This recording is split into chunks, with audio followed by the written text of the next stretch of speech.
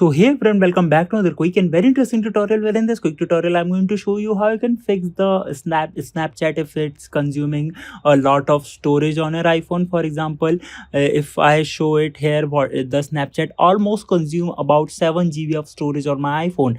Now, in order to clean this storage up just by one click, now just simply open the Snapchat settings. In the settings, scroll down until you see this option of here you'll see my data.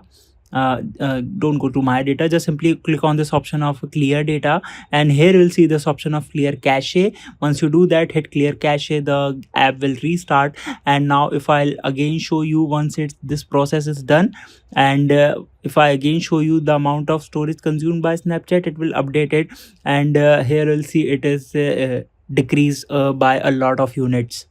Alright, so that's it for this tutorial. I hope this video will be helpful for you. Make sure to hit the like button and subscribe button for more such helpful and interesting tutorials. See you in the next one. Take care.